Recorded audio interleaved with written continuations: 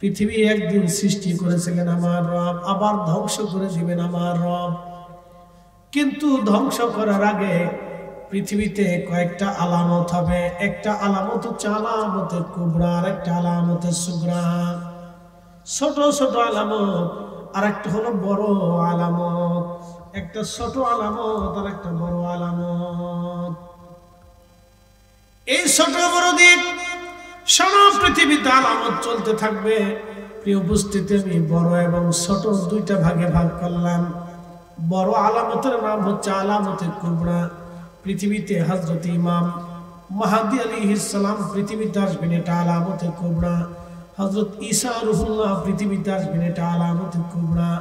হযরত ঈসা রূহুল্লাহর পরে দাজ্জাল পৃথিবীতে আসবে, আলামতে কুবরা। দাব্বাতুল আরদ পৃথিবীতে আসবে, আলামতে কুবরা। ইয়াজুজ মাজুজ পৃথিবীতে আসবে, আলামতে কুবরা। तमाम পৃথিবীতে ভূমিধস হবে, ভূমিকম্প হবে, আলামতে কুবরা। সারা পৃথিবীতে একসাথে ভূমিকম্প হবে। পৃথিবীর ভূখণ্ড থেকে আগুনের উৎপত্তি হয়ে মানুষদেরকে আগুন থেকে হাসরের দিকে দাঁড়িয়ে দাবিয়ে নেবে, আলামতে কুবরা। পশ্চিম দিক থেকে সূর্য উদয় হবে, আলামতে কুবরা। এই 7টা আলামত, আলামতে কুবরা 7টা আলামতে কুবরা। আলামতে কুবরা আসার আগে পৃথিবীতে ছোট ছোট আলামত চলতে থাকবে। রাসূল সর্বপ্রথম বলছেন, আমার উম্মত ওয়ামাতুস সালাহ, নামাজ মেরে ফেলবে। কিয়ামত আসার প্রথম আলামত হলো নামাজ মেরে ফেলবে। আমার দেশে বহু সুদে নামাজি, ঘুষে নামাজি হবে, আকাম্মে ভাদাম্মে নামাজি হবে, ফাসিকি নামাজি হবে। নামাজ হত্যা করবে। তার বাস্তব প্রমাণ হলো আজকের জুমাতে যে মুসল্লি, আসরে সেই মুসল্লি নেই। কি কথা বলেন না কেন? বতরে মুসল্লি বেশি, সেজনওয়ালির মুসল্লি, রাজনৈতিক মুসল্লি বেশি। যখন নির্বাচন আসবে তখন দেখবেন মুসল্লি খুব বাড়বে। এটা হলো রাজনৈতিক মুসল্লি। আর ঠেলার মুসল্লি আছে কিছু, বিয়ে বাড়ি নতুন গেছে, নামাজ না বললে কি করবে, এটার নাম দিয়েছি বিয়ে নামাজ। রাজনৈতিক নামাজ, বিয়ে নামাজ, ঠেলার নামাজ, বিপদের নামাজ। বুঝতে পারছেন? লোক দেখানো নামাজ, বতরের নামাজ। আমাদের ফরিদপুরের ভাষায় বলে বতরের নামাজ। বতরের নামাজ হলো সিজনওয়ালি নামাজ। শুধু জুমার দিনে নামাজ আসবে, আর বাকি দিন খুঁজে পাওয়া যাবে। হারিকেন ধরে খুঁজবে, বাপ ডাকবে, আর মুসলিম পাবে। শুধু জুমার দিনে এসে কোন হাজিরা দিবে, আল্লাহর বুঝাবে আমি আসি রে ভাই, আসি। কি কথা? এটা সিজনওয়ালি নামাজ, মুসল্লি আসবে, শুধু জুমার নামাজ। ও আমাতুস সালাহ, আমার উম্মত নামাজকে হত্যা করে ফেলবে। আপনি জানেন আগের যুগের রাজা বাদশারা নিজেরা 5 ওয়াক্ত নামাজ উপস্থিত থাকতেন। আমির উমরারা, রাজতন্ত্র হলেও আমির উমরারা 5 ওয়াক্ত নামাজ উপস্থিত থাকতো। প্রধান সেনাপতি নিজে নামাজ পড়াইতো। মানে আমরা প্রধান সেনাপতির সূরা ফাতিহাগুলো জিজ্ঞেস করলে পারবে না। আগের রাষ্ট্রপ্রধানরা নামাজ পড়াইতো, আমাদের রাষ্ট্রপ্রধানরা আউযুবিল্লাহ বিসমিল্লাহ বলে কইতে পারবে না। কি কথা কর না কেন? জিজ্ঞেস করেন, দুইজনকে জিজ্ঞেস করেন, রাষ্ট্রপতি, প্রধান উপদেষ্টা, দুইজনকে জিজ্ঞেস করেন আপনারা সূরা ফাতিহা, সূরা ইখলাস ভালো করে কই দেন। কি কথা খারাপ কইছি ভাই? আমি তো মন্দ বলতেছি না। মুসলমান হিসেবে তাদেরকে অন্তত কোরআন তেলাওয়াত অন্তত বিশুদ্ধ থাকার প্রয়োজন। কি কথা ঠিক আছে না ভাই? যা জিজ্ঞেস করে। আমাদের রাষ্ট্রপতিরা, যারা রাষ্ট্রের প্রধান আছে, তারা নিজেরাও মনে করেন যে সূরা ফাতিহা পড়ে না। এই জন্য আল্লাহ রাসূল সাল্লাল্লাহু আলাইহি ওয়াসাল্লাম, আমাতুস সালাহ, আমার উম্মত নামাজকে হত্যা করে ফেলবে, তখন তোমরা কিয়ামতের জন্য অপেক্ষা করতে থাকবে। আমার কথা না, আল্লাহ রাসূলের কথা বলতেছেন। কিয়ামত অবশ্যই হবে। ওয়াবিল আখিরাতি হুম ইউকিনুন, এই কোরআন বলতেছে কিয়ামতের জন্য তুমি অপেক্ষায় থাকো। অবশ্যই কিয়ামতকে তুমি বিশ্বাস করো, আখিরাত দিবসকে বিশ্বাস করো। আখিরাত দিবস আসবে, অবশ্যই তোমার আখিরাতের জন্য প্রস্তুতি নিতে হবে। আখিরাত অবশ্যই আসবে, তুমি দিল থেকে, ঈমান থেকে তুমি আখিরাতকে বিশ্বাস করো। ওয়া মাতুস সালাহ, আমার উম্মত নামাজ মেরে ফেলবে। আপনি যদি দেখেন উমাইয়া সাম্রাজ্য, উমাইয়ার রাজা বাদশারা চোর বাটপার হলো, ডাকাত গুন্ডা হলো, নামাজ পড়তো। ইয়াজিদ উমাইয়াদের ভিতরে সবচেয়ে নিকৃষ্ট হলো ইয়াজিদ। পৃথিবীর যত শাসক পৃথিবীতে জন্ম নিয়েছে তাদের মধ্যে সবচেয়ে নিকৃষ্ট হলো ইয়াজিদ। কি কথা কন না কেন? মুসলিম শাসকদের মধ্যে সবচেয়ে নিকৃষ্ট হচ্ছে ইয়াজিদ। এর উপরে কোনো নিকৃষ্ট বাদশা পৃথিবীতে আসে নাই।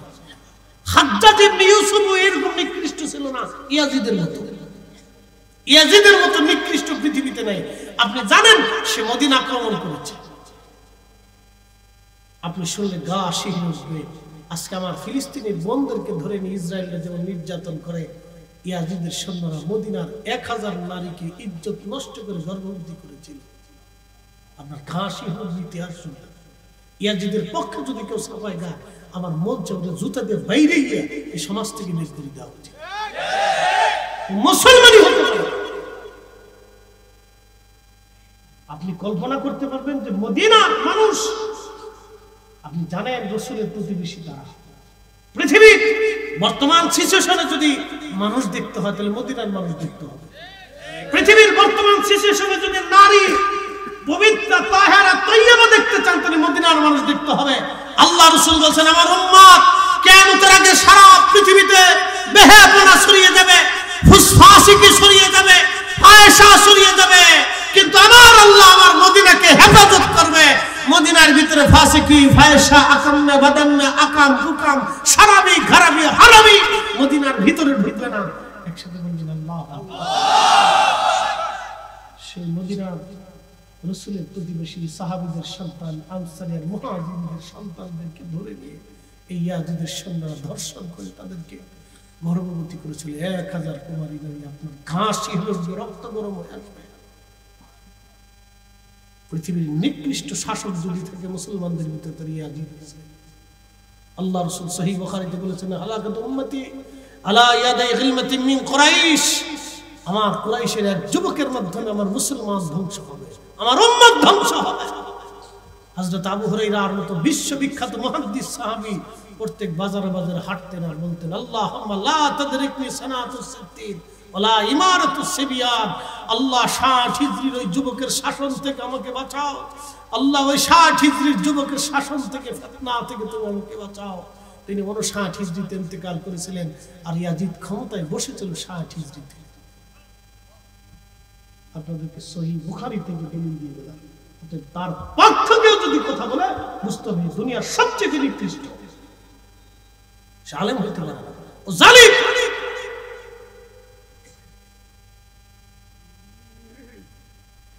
প্রিয় উপস্থিতি, হাজিরিন খুব মনোযোগের সাথে কথাগুলি শুনবেন। বাবাজি আমার, কুমিল্লার মুসলমান, বারাইপুরের মুসলমান, কিয়ামত পৃথিবীতে আসবে। আল্লাহর নবী বলেন আমাতুস সালাহ, আমার উম্মত নামাজকে মেরে ফেলবে। দ্বিতীয় নাম্বার ওয়াদাউল আমানা, আমানতকে ধ্বংস করে দিবে।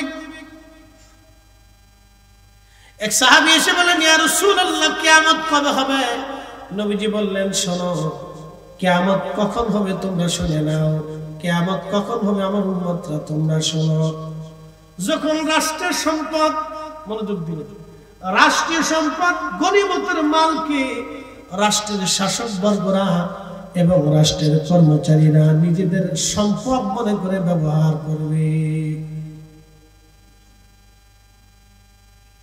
আমি আমার কথা বলিনি, আল্লাহ রাসূলের কথা বলতেছি। সহিহ বুখারীতে রাসূল বলেছেন যখন রাষ্ট্রের শাসকগণ, রাষ্ট্রের কর্মচারীরা রাষ্ট্রের সম্পদকে নিজের সম্পদ রূপে ব্যবহার করবে, ও উম্মত তোমরা সেই দিন কিয়ামতের জন্য অপেক্ষা করতে থাকো।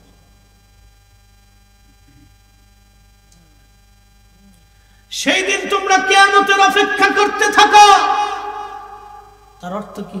বর্তমান সিচুয়েশন থেকে সারা পৃথিবী থেকে যদি আপনি দেখেন তাহলে কিয়ামত আমাদের কাছাকাছি চলে এসেছে, বেশি দূরে নেই। কিয়ামত যে আসবে তার আলামত বুঝাইতেছি। কবে আসবে, কতদিন পরে আসবে, কতদিন আছে, এই দেখতে দেখতে। কুমিল্লাবাসী মনোযোগ দিয়ে শুনে যাবেন।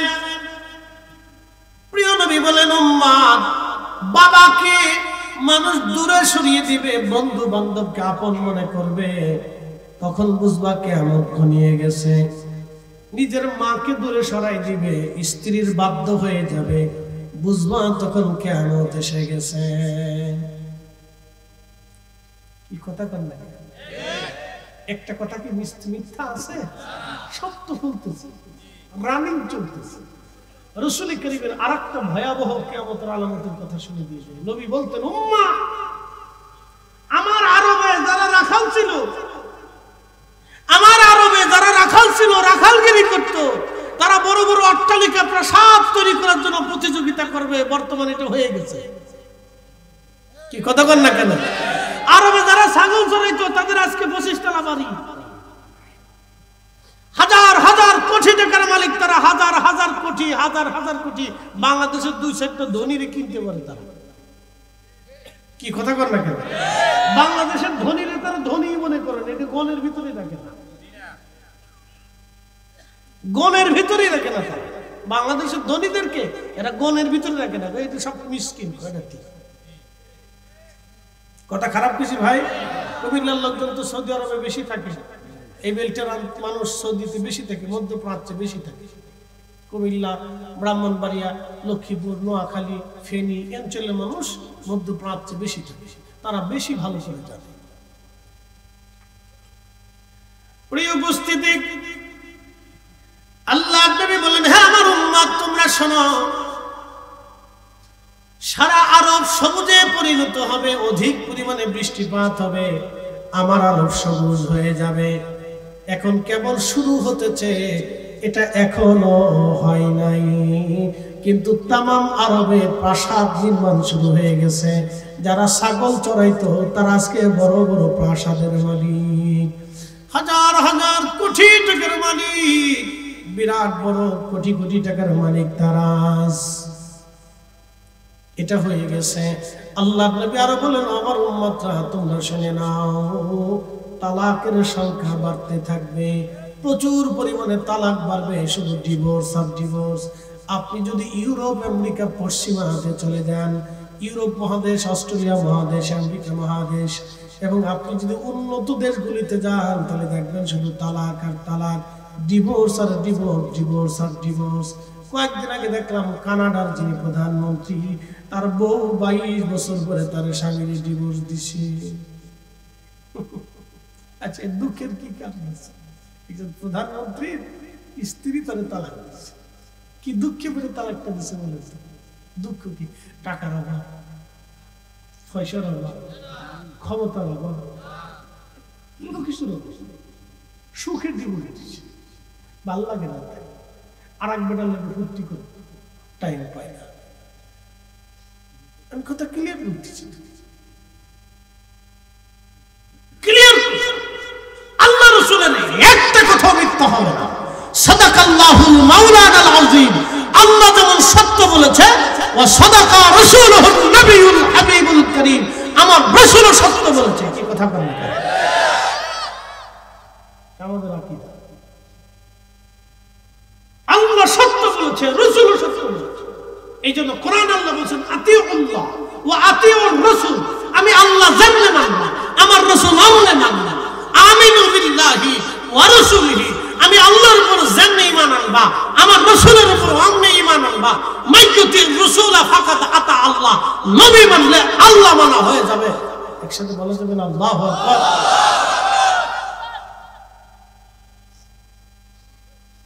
রাসূল মানলে আল্লাহ মানা হবে, রাসূল মানলে আল্লাহ মানা হবে। আল্লাহ নিজেই কোরআনে বলেছেন। প্রিয় কুমিল্লাবাসী, মনোযোগ দিয়ে শুনে যাবেন, কিয়ামতের আলামতের সুগরার আর একটা ভয়াবহ আলামত আমি আপনাদেরকে শোনাই দিয়ে যাই একবারে সর্বশেষ। সহিহ বুখারীর কিতাবুল ফিতানের মধ্যে আসছে, নবীজি বলেছেন, উম্মত, পৃথিবীতে 2টা নদী আল্লাহর জান্নাত থেকে সরাসরি এসেছে। একটা নদীর নাম ফোরাত নদী, আর একটা নদীর নাম নীল নদী।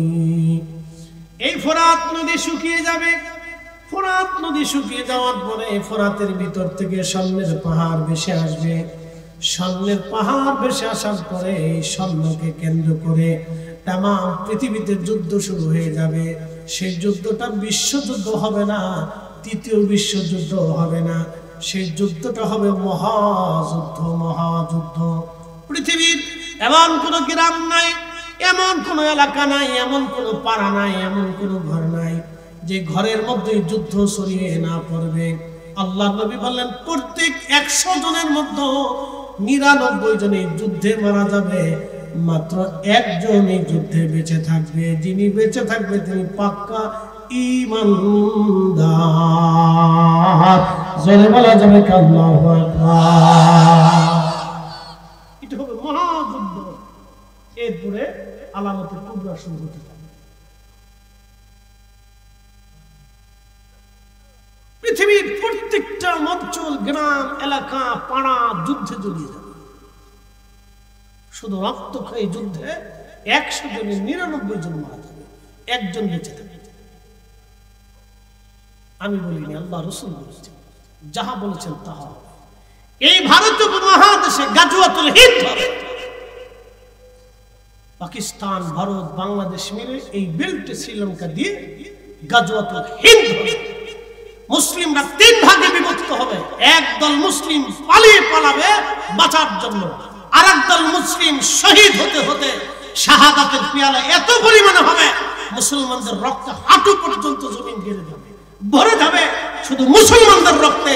বাকি 1 ভাগ অল্প সংখ্যক মুসলমান টিকে থাকবে, তারা আল্লাহর উপরে ভরসা করে কুফফারদের সাথে জিহাদ করবে। জিহাদ করতে করতে করতে করতে এই মুসলমানদের বিজয় হয়ে যাবে। না না হয় না, জোরে বলেন, জোরে বলেন, আরো জোরে বলেন। আপনি পালালেও গাজওয়াতুল হিন্দ হবে, না পালালেও গাজওয়াতুল হিন্দ হবে, মানলেও গাজওয়াতুল হিন্দ হবে, না মানলেও গাজওয়াতুল হিন্দ হবে। এই হিন্দে প্রলয়ঙ্করী একটা যুদ্ধ হবে মুসলমানদের সাথে। আপনি পালালেও পালাইতে পারবেন, যারা পালাবে তারা বেঈমান হয়ে মারা যাবে। যারা ওই সময় জিহাদের জন্য প্রস্তুতি নেবে তারা, আল্লাহ রাসূল বলেছেন, তারা ঈমানদার হয়ে যাবে। আল্লাহ প্রত্যেকের জীবিত মৃত সবাইকে মাফ করে দেবে। রাসূল যা বলেছে তাই হবে। এই কথা বলে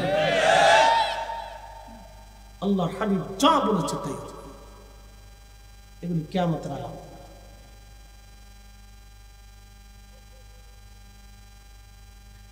প্রিয় উপস্থিতি, খুব মনোযোগ দেবেন। আলামতে কুবরার আলোচনা করতে গেলে দীর্ঘ সময়। পৃথিবীতে ইমাম মাহদী আলাইহিস সালাম এসে যাবেন। আল্লাহর নবী বলেন, উম্মত তোমরা শুনে নাও, আমার মাহদী হাসানি হুসাইনি হবে। হাসানি হুসাইনি। আমার ফাতেমার 2টা বেটা হাসান আর হুসাইনের পবিত্র রক্ত ধারা অনুযায়ী আমার মাহদী দুনিয়াতে আসবে। তার বাবা মা হবে হাসাইনি হুসাইনি। তার বাবার নাম হবে আব্দুল্লাহ আর মাহদীর নাম হবে মুহাম্মদ। আমার মাহদীর নাম হবে মুহাম্মদ, বাবার নাম হবে আব্দুল্লাহ। আমার হাসান হুসেনের পবিত্র রক্ত ধারা অনুযায়ী হাসানি হুসাইনি হবে। এই জন্য আমি মনে করি যারা আওলাদে রাসূল দাবি করে তারা সাচ্চা কাচ্চা হওয়ার কথা। আওলাদে রাসূলদের মধ্যে কোনো ফুসুকিয়াত ফাসাকি কাজ হওয়ার কথা না। কি কথা কন না কেন?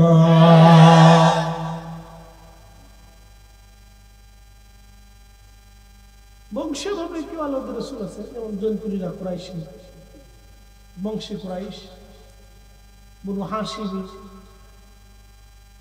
এইভাবে আসতে পারে। কিন্তু সরাসরি ইমাম হাসান হুসাইন থেকে ইমাম মাহদী আসবে। রক্তটা এত পবিত্র থাকবে, রাসূল করিম বললেন আমার মাহদী পৃথিবীতে আসবে। 40 বছর সে উট, দুম্বা, ছাগল, ভেড়া তাম পৃথিবীতে ওই মরুদ্যানে মরুভূমির ভিতরে চলিয়ে বেড়াবে। দুনিয়ার মানুষ তাকে চিনবে না। একসাথে বলছেন আল্লাহু আকবার। আমার বক্তব্য না, আল্লাহ রাসূলেরটা বলতেছি, আল্লাহ রাসূলেরটা বলতেছি। হযরত ইমাম মাহদী আলাইহিস সালাতু ওয়াস সালাম হাসানি হুসাইনি 2 পবিত্র রক্ত ধারা অনুযায়ী আরবের মরুভূমির মধ্যে তারা বসবাস করবে। দুনিয়ার এই অর্থনৈতিক ব্যবস্থা থেকে তারা দূরে থাকবে। আচ্ছা কোন তো কেন? এই আমার দিকে তাকান।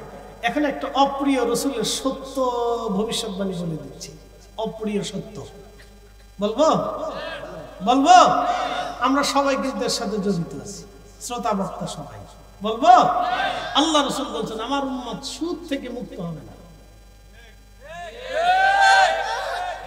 আপনি ঠিক বললেও ঠিক, না ঠিক বললেও ঠিক, আল্লাহর এবং তার রাসূলের ঠিক।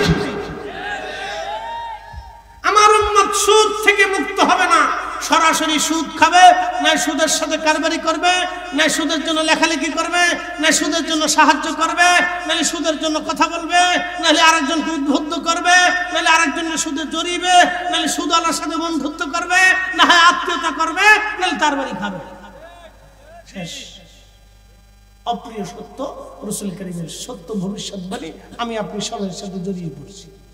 এই জন্য আহলে বাইত রাসূল আল্লাহ ইমাম মাহদিকে দুনিয়ার অর্থনৈতিক ব্যবস্থা থেকে দূরে রেখে মরুভূমির ভিতরে আল্লাহ তাআলা ছাগল চড়াইতে থাকবে। সে মরুভূমির বাহিরে ভিতরে থাকবে। সে দুনিয়ার অর্থনৈতিক ব্যবস্থা থেকে মুক্ত হয়ে একবারে সাচ্চা কাচ্চা হালাল পাক পবিত্র তারা খাবার খেয়ে বেঁচে থাকবে। একসাথে বলবেন আল্লাহু আকবার। অপ্রিয় সত্য, অপ্রিয় সত্য, আমরা সবাই এটার সাথে যুক্ত হয়ে গেছি। বলে হুজুর কিভাবে? আমাদের বাংলাদেশে ধরেন আমরা চাই দেশে ইসলামিক শাসন ব্যবস্থা কায়েম হোক, এটা আমাদের সবারই চাও। কথা ঠিক আছে না ভাই? আমি আলিম হিসেবে চাই, আমি যেই ফিরের মুরিদ হই, যেই দলের, আমি সুন্নি মাসলাকের, আমি আহলে সুন্নাত ওয়াল জামাতের অনুসারী, আমি চাই যে দেশে ইসলামী হুকুমত কায়েম হোক। এটা আমার জীবনের চাওয়া, জীবনের ইচ্ছা। আমি দোয়া তো বলি আল্লাহ দেও তো,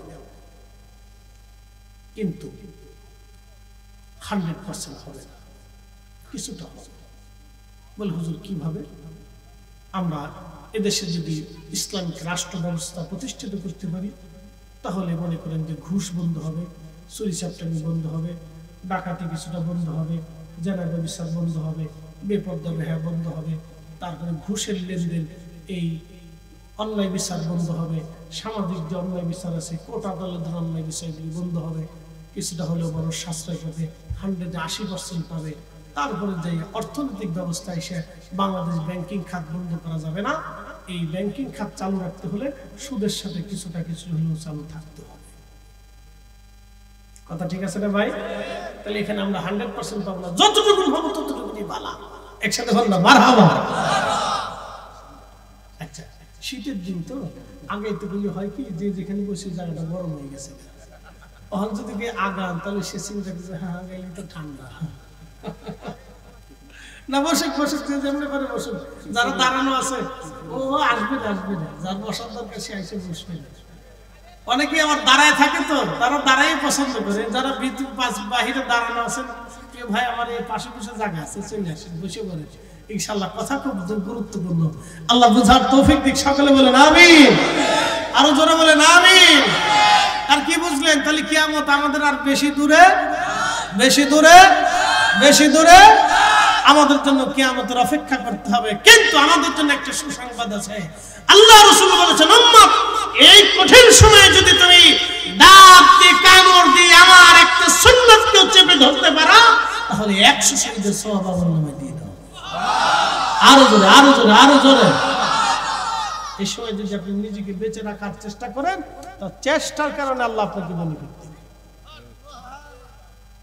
আল্লাহ মাহরুম করে। সিচুয়েশন তো আসবে, এটা আমাদের কথা না, এটা আল্লাহ রাসূল বলে গেছে। কি কথা ঠিক আছে না ভাই? এটা আসবে, এটা তো আমাদের তো দোষ না, আমাদের দোষ। এটা আসবেই, আসলে আমার করণীয় কি? এই সময় আমাকে যতদূর সম্ভব বেঁচে থাকার চেষ্টা করতে হবে। যে বেঁচে থাকার চেষ্টা করবে তার অত্যন্ত বড় জিহাদ হবে, সে নফসের সাথে জিহাদ করবে, কঠিন জিহাদ হবে এই সময়। প্রিয় উপস্থিতি, হযরত ইমাম মাহদী আলাইহিস সালাম দুনিয়াতে আসবেন। তিনি দুনিয়াতে আসার পরে হাসান হুসাইনি রক্তধারা অনুযায়ী পৃথিবীতে আসবেন। 40 বছর পর্যন্ত তিনি মরুভূমির ভিতরে উট, দুম্বা, ছাগল, এই ভেড়াগুলি চড়াইতে থাকবেন। আল্লাহ তিনাকে দিয়ে উট, দুম্বা, ভেড়া মাঠে ময়দানে চড়াইবেন। এটা আল্লাহর ইশারা। একবার জোরে বলা যাবে কি মারহাবা। সব নবীরা উট দুম্বা ভেড়া কি চড়াইতেন, কৃষি কাজ করতেন। বলে হুজুর নবীরা কৃষি কাজ কেন করতেন? কারণ কৃষি কাজের মতো হালাল কোনো কাজ নাই। কি কথা কর না কেন? জোরে বলেন, জোরে বলেন। বর্তমানে যারা কৃষি কাজ করে তাদের মতো হালাল রুজি খুব কম আছে। যারা শ্রমিক দিন মজুরি করে তাদের মতো হালাল রুজি খুব কম আছে। তারা প্রসিদ্ধ খাবার খায়, একবারে বিশুদ্ধ খাবার। যারা কৃষি কাজ করে, আপনারা যারা কৃষি কাজ করে খান, দুঃখ নিয়ে খান যে আল্লাহ আমারে কেন গরিব বানাই, দুঃখ নিয়ে না। কৃষি কাজের মতো বিশুদ্ধ খাবার আল্লাহ রাখে নাই বিদায় নবীদেরকে আল্লাহ কৃষি কাজ করাইতে। একসাথে বলবেন আল্লাহু আকবার। ছোটখাটো ব্যবসাও করাইতে। কি করাইতে? ব্যবসাও করে। এগুলো সুন্নাত। এই যে ছাগল, উট, দুম্বা, ভেড়া গরু আল্লাহর নবী চড়াইতে। খামার ছিল নবীজির, খামার আল্লাহ খামার দিয়ে দিয়েছিল। সব নবীদেরকে আল্লাহ খামার দিয়েছে। মুসা আলাইহিস সালাম তার শ্বশুরের এই ছাগল চড়াইতে, খামার ছিল, ম্যানেজিং ডিরেক্টর ছিলেন। একসাথে বলবেন না মারহাবা। হযরতে ইউসুফ আলাইহিস সালামের আব্বা ইয়াকুব আলাইহিস সালাম, তিনিও ওই তার নামার বিরাট বড় উট দুম্বা ছাগলের যে খামার ছিল, খামারের ম্যানেজিং ডিরেক্টর ছিলেন। আমাদের নবীকে আল্লাহ হযরত আম্মা জান খাদিজাতুল কুবরা রাদিয়াল্লাহু আনহার ব্যবসায়ের ম্যানেজিং ডিরেক্টর করেছিলেন। স্টাফ না, এটা ভুল কথা বলেছে আমাদের এক ভাই। স্টাফ ছিলেন না, কর্মচারী ছিলেন না। ও ভাইটা বলতে বলতে ভুল বলে ফেলছেন, এটা ঠিক না। উনি যদি ম্যানেজিং ডিরেক্টর বলতেন তাহলে কোনো অসুবিধা ছিল না। আর আসলেই তো আম্মা জান খাদিজাতুল কুবরার ব্যবসায়ের প্রধান আমার রাসূল ছিলেন। কি কথা কন না কেন? কিসের প্রধান ছিলেন? ব্যবসার প্রধান ছিলেন। ব্যবসার প্রধান ছিলেন, এটা সত্য। তিনি ম্যানেজিং ডিরেক্টর ছিলেন। তো খুব মনোযোগ দিয়ে হযরত ইমাম মাহদী আলাইহিস সালাতু ওয়াস সালাম পৃথিবীতে উট দুম্বা ছাগল কৃষি কাজ করতেন 40 বছর। একসাথে বলেন কত বছর? 40 বছর। 40 বছর ধরে উট দুম্বা ভেড়া করে তিনি চড়াইতেন। চড়ানোর পরে 40 বছর যখন পার হয়ে যাবে, রাত্রিবেলা ইমাম মাহদী আলাইহিস সালাতু ওয়াস সালাম ঘুমাবেন। ইমাম মাহদী কামার আল্লাহ কলবের ভিতরে ইসলাম থেকে শুরু করে পৃথিবীর যত জ্ঞান আছে, মেধা আছে, ইমাম মাহদীর কলবে আমার আল্লাহ ঢুকায় দিবে। একবার জোরে বলা যাবে কি মারহাবা। কত বছর পর? একসাথে বলুন কত বছর? এই যে দেখবেন যুবকরা, প্রিয় ভাইরা, ভালো করে খেয়াল রাখবেন, 40 বছর পার হওয়ার পরে মানুষের মনের পরিবর্তন হয়। আপনি দেখেন 40 বছর আগ পর্যন্ত ফ্রেম ওরা যারা আমার মোটরসাইকেল আগে আনতে গেছে, বাপরে বাপ, ওর মোটরসাইকেল চালাতে দেখার খারাইছে, মনে হচ্ছে ওরা রেসলিং খেলতেছে আজকে, সুযোগ পেয়ে গেছে আজকে। তখন চিন্তা করলাম এটা বয়সের বয়স 40 আপ পর্যন্ত তার শরীরে তাগুত থাকে। 40 যখন পার হয় তখন ধীরে ধীরে ধীরে ধীরে মনের পরিবর্তন হতে থাকে। 40 এই জন্য 40-এর আগে যত ফির আছে, আমি এই ফিরে গেলে একটারও বিশ্বাস করি না। ডোন্ট মাইন্ড, মন খারাপ করে লাভ নাই। 40-এর আগের যত ফির আছে আমি একটা ফিরেরও বিশ্বাস করি না। এটি তিরিং ফিরিং পীর, তিরিং ফিরিং পীর। আপনি ঠিক করলেও ঠিক, না ঠিক করলেও ঠিক। 40 বছরের আগে কোনো ফিরকে আমি বিশ্বাস করি না, তিরিং ফিরিং পীর। অনেক কষ্ট পাইছেন আপনারা? যে পীরের মরিধন হন গেও আমার কিছু আসা যায় না, আমি ফিরালেও করি না, আমি ওই মুরিদ টুরিদ করি টুরি না, এগুলোর ভিতরে নেই। তো মনোযোগ দেন, 40 বছরের আগে কোনো ফিরে আমি বিশ্বাস করি না। 40 বছরের পর থেকে মানুষের হৃদয়ের পরিবর্তন অবশ্যই হবে। তাহলে ইমাম মাহদীকে আল্লাহ 25 বছরে না দিয়ে 40 বছরে কেন দিবে? আমার রাসূলকে 25 বছরে না দিয়ে আল্লাহ 40-এ কেন দিবে? কি কথা বল না কেন?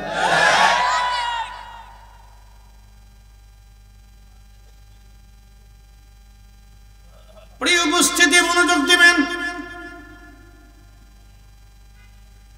হযরত ইমাম মাহদী, এটা হচ্ছে আলামতে কুবরা। পৃথিবীর একবারে শেষ প্রান্তে চলে আসবেন। নবী বললেন আমার মাহদী তামাম পৃথিবীতে এইভাবে দিন প্রতিষ্ঠিত করবে। আমি যেইভাবে দিন প্রতিষ্ঠিত করলাম, আমার তরিকায় আমার মাহাদি পৃথিবীর ইসলাম চালাবে। একবার জোরে বলা যাবে কি মারহাবা? আল্লাহুম্মা সাল্লি আলা।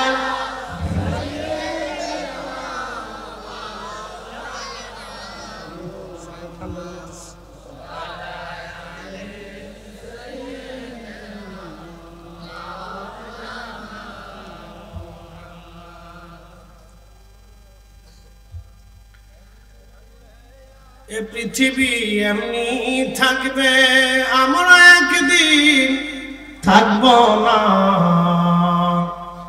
সবাই আমাদের ভুলে যাবে, রাসূল আপনি ভুলেন না। আল্লাহুম্মা সাল্লি।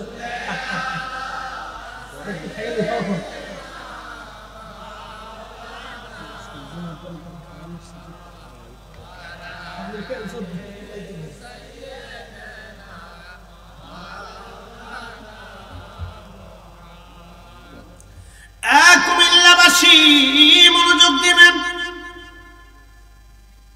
পৃথিবীর একেবারে শেষ প্রান্তে ইমাম মাহদী আলাইহিস সালাম দুনিয়াতে আসবেন। পৃথিবী শেষ। আরো অনেকগুলি আলামত আছে, আমি এগুলিতে যাব না। আপনাদেরকে হাসরের মাঠে নিয়ে যাই। সূরা ফিতর থেকে আমি তেলাওয়াত করেছিলাম, নিয়ে চলে যাচ্ছি। আল্লাহ বললেন পৃথিবী ধ্বংস হয়ে যাবে একদিন। নবী বললেন পৃথিবী ধ্বংস হবে, চিরসত্য আল্লাহর নবীর কথা একটাও মিথ্যা হবে না। কুরআনুল কারীমে আমার রব আমার মালিক বললেন ইদাস সামাউ ফাতারাত, যখন আসমানগুলি ভেঙ্গে ভেঙ্গে ভেঙ্গে ভেঙ্গে পড়তে থাকবে। ইদাস সামাউ ফাতারাত, আসমান ভেঙ্গে ভেঙ্গে ভেঙ্গে ভেঙ্গে পড়তে থাকবে। সাতটা আসমান ভেঙ্গে ভেঙ্গে ধ্বনিত পশমের মতো উঠতে থাকবে, খান খান হয়ে ভেঙ্গে ভেঙ্গে পড়তে থাকবে। ওয়াইদাল কাওয়াকিবু তাসারাত, এবং নক্ষত্রগুলি ভেঙ্গে ভেঙ্গে ধ্বনিত পশমের মতো উঠতে থাকবে। ওয়াইদাল বিহারু ফুজ্জিরাত, সমুদ্র উদ্বেলিত হবে, সমুদ্র ভেঙ্গে যাবে, সমুদ্রের তলদেশগুলি ভূমিকম্প হতে থাকবে। ইন্দোনেশিয়ার সেই সুনামির কথা ভুলে গেলেন কিনা আমি জানি না, মনে করিয়ে দিচ্ছি। ইন্দো প্যাসিফিক অঞ্চল যেগুলি আছে, সমুদ্র দ্বীপ অঞ্চল, ইন্দোনেশিয়া, মালয়েশিয়া, থাইল্যান্ড থেকে শুরু করে আপনার ওইদিকে আরো যত যত অঞ্চল আছে, সিঙ্গাপুর থেকে শুরু করে ইন্দো প্যাসিফিক অঞ্চল, এই অঞ্চলগুলিতে ইন্দোনেশিয়ার বালি দ্বীপে বিরাট বড় ভূমিকম্প আঘাত করলো সমুদ্রের নিচে। সমুদ্রের পানিগুলি উঁচু হয়ে গেল। সমুদ্রের কোটি কোটি হাজার বিলিয়ন ট্রিলিয়ন কোটি মন পানি, সমুদ্রের পানিগুলি জমিনে আছাড় মারল। সমুদ্রের কিনারবর্তী যত মানুষ ছিল, সমুদ্রের পানি তাদেরকে মুহূর্তের মধ্যে ধুয়ে একবারে সাফ করে পরিষ্কার করে, এক আর দুইজন মানুষ না, 2 লক্ষ মানুষ সমুদ্রে ভাসায় নিয়ে চলে গেল। ভারত, শ্রীলঙ্কা, বাংলাদেশ, মায়ানমার, থাইল্যান্ড থেকে শুরু করে ইন্দো প্যাসিফিক অঞ্চলের যত সমুদ্র কিনারবর্তী এলাকা ছিল, সব এইভাবে প্রায় 2 লক্ষ মানুষ ভাসায় নিয়ে চলে গেল। ওয়াইদাল বিহারু ফুজ্জিরাত, সমুদ্র উদ্বেলিত হবে। যারা বিশ্বাস করে না, আল্লাহ তাদের জন্য এই সুনামি দিয়ে বিশ্বাস করাইছে যে আমি আল্লাহ মহাশক্তির মালিক। কথা কন না কেন?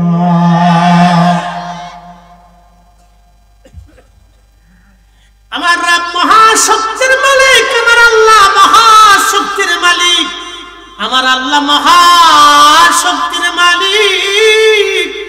আল্লাহু আলা কুল্লি শাইইন কাদির, আল্লাহ সর্বময়, মহাশক্তির আধার, মহাশক্তির মালিক। আল্লাহর শক্তির কাছে আমরা দুর্বল। তার বাস্তব প্রমাণ হলো আমাদের বয়স, আমরা ধরে রাখতে পারি না। আমরা ধরে রাখতে পারি না, চোখের আলো ধরে রাখতে পারি না। যদি ধরে রাখতেই পারতাম তাহলে আমার চশমা পরা লাগতো না। যদি আপনি ধরেই রাখতে পারতেন আপনার চুল পেকে যেত না। আপনি ধরে রাখতেই পারলে আপনার ত্বক দুর্বল হয়ে গুছিয়ে যেত না। আপনি ধরে রাখতেই পারলে আপনার এই তাগুত শক্তি কখনো দুর্বল নিস্তেজ হতো না। আপনার বয়স আপনার কাছে না, আপনার শরীর আপনার নিয়ন্ত্রণে নাই। আপনার শরীরটাও যিনি নিয়ন্ত্রণ করেন তিনি আমার আল্লাহ। আল্লাহ আল্লাহ আল্লাহ আল্লাহ। আল্লাহর নবী বললেন সেই সময় যখন আসমান ভেঙে ভেঙে পড়বে, জমিনের উপরে নক্ষত্রগুলি ভেঙে ভেঙে পড়বে, সমুদ্র উদ্দোলিত হবে, কিয়ামতের বিভীষিকা এতই ভয়াবহ চলবে, তখন গর্ভবতী নারীরা ভয়ে তাদের বাচ্চা গর্ভপাত হয়ে যাবে। কি কঠিন হবে সেই দিন। নারীরা গর্ভপাত হয়ে যাবে। বাঘ, সিংহ, গাধা, ঘোড়া, মানুষগুলি একটা করে বাঁচার জন্য দৌড়াইতে থাকবে, কিন্তু পালানোর কোন রাস্তা থাকবে। আল্লাহর নবী বললেন সেই দিন জওয়ান যুবক মানুষগুলি সেই দিন ভয়ে বিহ্বল হয়ে বৃদ্ধ হয়ে যাবে, সাথে সাথে তাদের চুল দাড়িগুলি সাদা হয়ে যাবে। ভয়ে ভয়ে তাদের চুল দাড়িগুলি সাদা হবে। তাদের বয়স যুবক থাকবে কিন্তু তারা বুড়া হয়ে যাবে। চামড়াগুলি তাদের সঙ্গে সঙ্গে ভয়ে ঘুষিয়ে যাবে, চিন্তায় পেরেশানিতে। আল্লাহর নবী বলেন হাসর বড় কঠিন, হাসর বড় কঠিন। ইমাম ইবনে কাসির আল বিদায়ার মধ্যে লেখেন ঈসা রুহুল্লাহর উম্মতেরা ঈসা নবীর কাছে বললেন, ওগো আল্লাহর নবী, আপনি তো মরাকে জিন্দা করতে বলেন আল্লাহর হুকুমে, তা আল্লাহর নবী হযরত নূহ আলাইহিস সালামের বেটা হাম, সাম, ইয়াফেস, কেনান, তো হামের কবর শুনলাম আরবের মধ্যে আছে, তাহলে আপনি দয়া করে হামের কবরের কাছে যাইয়া হামকে জিন্দা করে আমাদেরকে আপনি দয়া করে দেখান। হামের কাছ থেকে আমরা হযরত নূহ নবীর মহাপ্লাবন সম্পর্কে জানতে চাই। একটা কথা মনে রাখবেন, নূহ আলাইহিস সালামের 4টা সন্তান, হাম, সাম, ইয়াফেস, কেনান। কেনান পানির মধ্যে ডুবে মারা গেল, 3টা বেটা বেঁচে রইলেন, হাম, সাম, ইয়াফেস। হাম, সাম, ইয়াফেস। হামের বংশধর হলো আরবরা, সামের বংশধর হলো অনারবরা। ইউরোপ, আমেরিকা, অস্ট্রেলিয়া, এই উপমহাদেশ, এই এশিয়া মাইনরের এই অংশের মানুষ হলো সামের বংশধর, আর হামের বংশধর হচ্ছে আরবরা, আর ইয়াফেসের বংশধর হচ্ছে আফ্রিকানরা, এবং ইয়াফেসের বংশধর আরেকটা হবে, তারা হলো ইয়াজুজ মাজুজ। এগুলি জানার দরকার। তো হামের কবর ছিল ফিলিস্তিনের ভিতরে, প্যালেস্টাইন।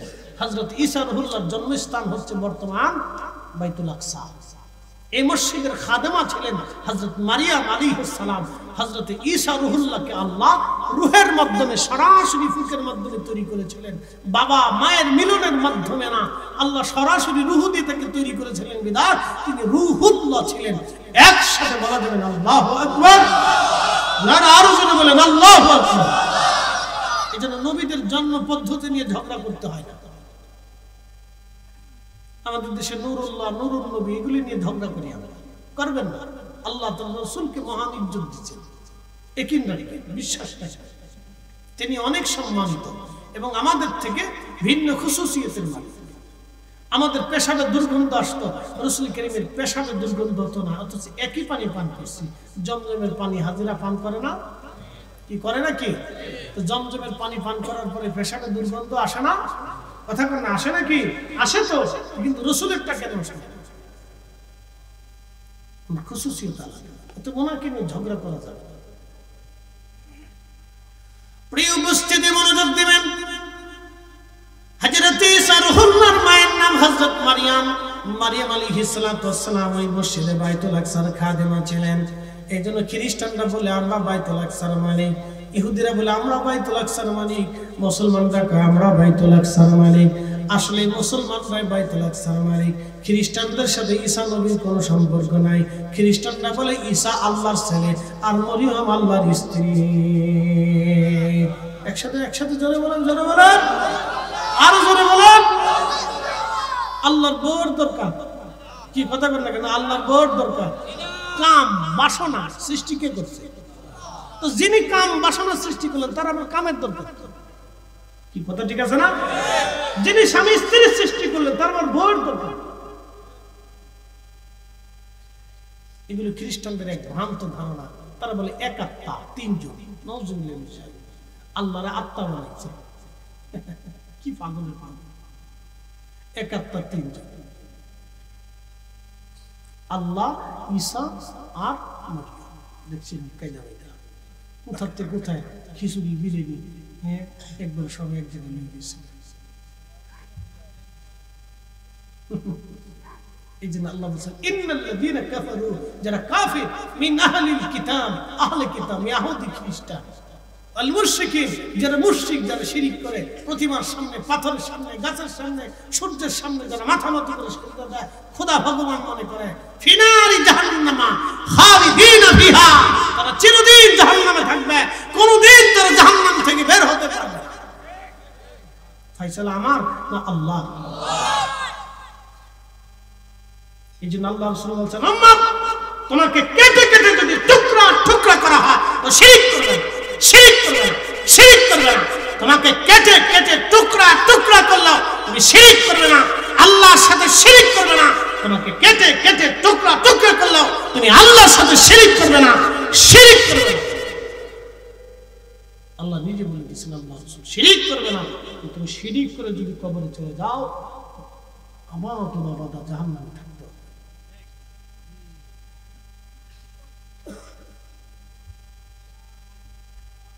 প্রিয় কুমিল্লাবাসী, মনোযোগ দেবেন, কথাগুলি শুনে যাবেন।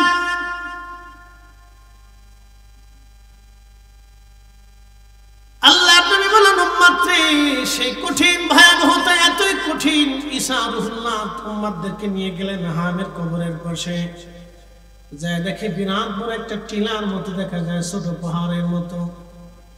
হুজুর, এত বড় কবর নাকি? বলে, হ্যাঁ, ইনি হামের কবর। ঈসা রুহুল্লাহ পাশে দাঁড়ায় বললেন, হে হাম, নূহ আলাইহিস সালামের বেটা, আল্লাহর হুকুমে কুম বিইজনিল্লাহ তুমি জিন্দা হয়ে যাও। সাথে সাথে নূহ আলাইহিস সালামের ছেলে হাম কবরের ভিতর থেকে উঠে ওনার আসল সুরতে উনি হযরত ঈসা রুহুল্লাহর সামনে দাঁড়ায় গেলেন। ৬০ হাত লম্বা, জোরে বলা যাবে কি আল্লাহু আকবার? আমরা কয় হাত? জোরে বলেন। আমাদের কবর, জোরে বলেন। যমুনার মালিকের কবর, বসুন্ধরা মালিকের কবর, তারপরে ওই যে দরবেশ, দরবেশের কবর কতটুকু হবে? তো ওরে বুঝাইবো কেডা যে তোমার যে ৩.৫ লাখ বরাদ্দ, বাকিটা তুমি পাবা না? এটারে বুঝাইবো কেডা? হেতাই বলে খালি সহিয়া দিছি, মানে সারা বছর বলে আমি সহিয়া দিছি। তো সহিয়া দিস মানুষ, তাহলে এটা বললি কি? কথা কর না কেন? যে যে দল করে সেটা দল আপনার, কিন্তু যে রাষ্ট্রের টাকা চুরি করছে ও তো চোর। কথা ঠিক আছে না ভাই? ও কিন্তু আমাদের সবার টাকা চুরি করছে, ঠিক আছে না ভাই? দলের লোকের টাকাও করছে, বেদলের লোকের টাকাও চুরি করছে। কথা ঠিক আছে না? যারা দলে থেকে মানুষের টাকা চুরি করে, তাহলে বুঝতে হবে ও দলের না, ও দলের শেষ করতেছে, ও দল ধ্বংস করতেছে। ও দলের টাকা চুরি করছে, বেদলের টাকা চুরি করছে, ওগুলো খ্যাতি সম্পূর্ণ সুর। কি কথা খারাপ কিছু ভাই? আমি রাজনীতি আপনারা করেন, ওটা আমি দেখি না, রাজনীতি ফাজনীতি আমি করি না। তো মনোযোগ দেন। তো দরবেশের জন্য ৩.৫ হাত, বসুন্ধরা মালিকের জন্য ৩.৫ হাত, যমুনার মালিকের জন্য ৩.৫ হাত, ওই আদ্দিনের মালিকের জন্য ৩.৫ হাত, এদেশের যত ধনী আছে রাষ্ট্রপতি, প্রধানমন্ত্রী, সবার জন্য ৩.৫ হাত। যেই বেটে একবারে মিসকিন ভিক্ষে করে খায় তার জন্য মনে হয় ৫.৫ হাত নাকি করে ২.৫ হাত, ৩.৫ হাত বরাদ্দ তো ৩.৫ হাত, এর চাইতে বেশি পাবো না। কথা ঠিক আছে না ভাই? হুজুরের জন্য ৩.৫ হাত, আমার জন্য ৩.৫ হাত, এখানে ওলামা ইকরাম বসে আছেন তাদের জন্য ৩.৫ হাত, আপনারা যারা বসে আছেন আপনাদের জন্য ৩.৫ হাত। বাপ বেশি পাওয়ার সুযোগ নেই, তো যেহেতু বেশি পাবোই না, অত কারাকারি ফারাফারি গুতাগুতি লাফালাফি এটা করে লাভ নেই। দোকানে বাকি খেয়ে এই দেখবেন যে ওই দোকানের সামনে ৬ মাস পর্যন্ত যায় না। মুসলমান 6 মাস পর্যন্ত দোকানের সামনে দিয়ে যায় না, 6 বছরও দেখা করে না। ভাই দিবেন না, দেবানি পরে সিম অফ করে দিয়ে দিচ্ছে।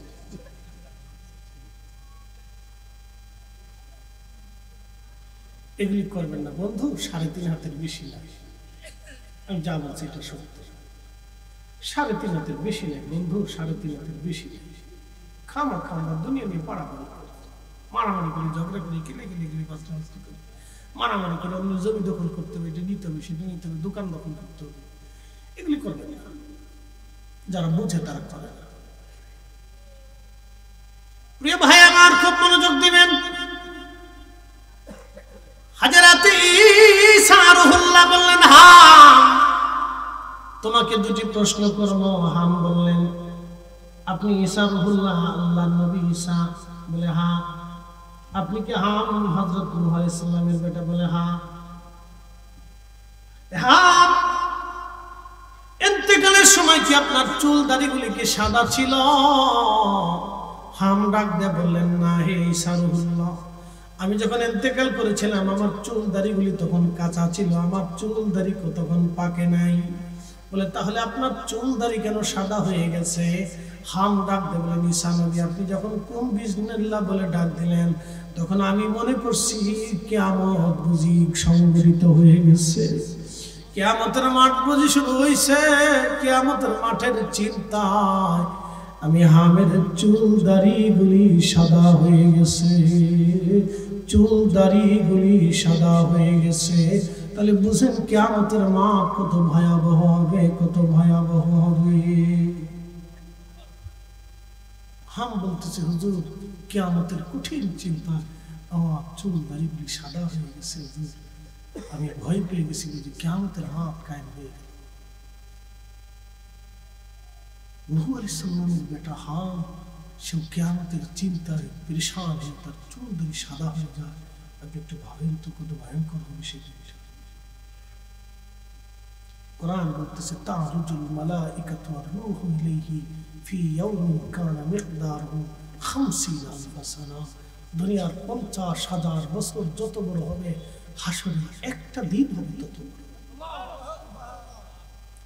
মশা কত দিন বাঁচে? একসাথে বলেন কতদিন? আমি কোথাও বলছি 15 দিন, তাহলে ভুলই হয়েছে না?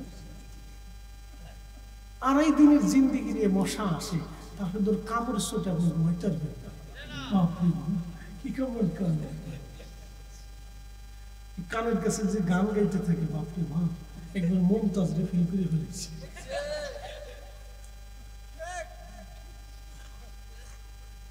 কি সাউন্ড দিতে থাকি, এই তোরা আসতেছি গান, মাত্র 2.5 দিনের হায়াত। এখন আপনি কতদিন বাঁচেন হিসাব কষাই দিয়ে? আপনি তো চিন্তা করতেছেন মশা মাত্র 2.5 দিন বেঁচে রইল, তাহলে আমরা কিয়ামতের তুলনায় পৃথিবীতে কত সময় বেঁচে থাকি বলে হিসাব কষে। দুনিয়ার 50,000 বছর, একসাথে বলেন কত হাজার বছর? 50,000কে দিয়ে আপনার জীবনের 60 বছর দিয়ে 50,000-এ ভাগ দিয়ে দেখেন, তাহলে বুঝবেন যে হাসরের ময়দানের কতদিন সময়, আপনি কতটুকু সময় আপনি পৃথিবীতে বেঁচে থাকেন মশার চাইতে কম সময়। কি কথা কন না কেন? এই সামান্য সময়ের জন্য কত পারাপারি, মারামারি, গুতাগুতি, কিলেকিলি, মারামারি, এর চেয়ে সহজ করে বোঝানোর মতো অভিজ্ঞতা আমার এই সামান্য মেধা দিয়ে আপনাদেরকে বুঝাইলাম। কালকে 2টা মাহফিল সিলেটে করে এসে জমা পড়াইছি, জমা পড়ে এসে এই আপনাদের এখানে এসে আসছি। এই আপনারটা সেরে আবার আরেকটা যেতে হবে, আবার কালকে সিলেটে যেতে হবে। ঘুমের 12টা বাজছে, তারপরে এই মস্তিষ্ক নিয়ে আপনাদেরকে বোঝানোর চেষ্টা করতেছি। প্রিয় উপস্থিতি, বুঝে যাওয়াটা অত্যন্ত জরুরি। মশার চেয়ে কম সময় আমরা পৃথিবীতে হাসরের ময়দান কোনদিন বেঁচে থাকি। কথা ঠিক আছে না ভাই? মশার চেয়ে কম সময় বেঁচে থাকি। আহা, যদি আমরা বুঝতাম। কুমিল্লাবাসী মনোযোগ দিবেন, হাসরের মাঠ এত কঠিন। প্রিয় নবীজি বলেন, উম্মতরে, আল্লাহ তখন বললেন, ওয়াইদাল কুবুর বুশিরাত, কবর থেকে মানুষ উঠে উঠে উলঙ্গ হয়ে দৌড়াইতে থাকবে, হাসরের দিকে দৌড়াইতে থাকবে, দৌড়াইতে থাকবে। নবী বললেন, আয়েশা, পৃথিবীর সব মানুষ সেই দিন উলঙ্গ থাকবে, কিন্তু তোমার নবীকে আল্লাহ পোশাক পরিহিত অবস্থায় সম্মানের সাথে মাকামে মাহমুদ ওয়ালা বানায়া রাখবে। একবার জোরে বলা যাবে কি মারহাবা। শ্রেষ্ঠ নবী দিলাম রে তরিয়ে নিতে রোজ হাসরে, পথ না ভুলি তাই তো দিলে পাক কোরআনের বাণী, খুদা তোমার মেহেরবানি। আল্লাহুম্মা সাল্লি আলা, জবান খুলে মাশাআল্লাহ মাশাআল্লাহ।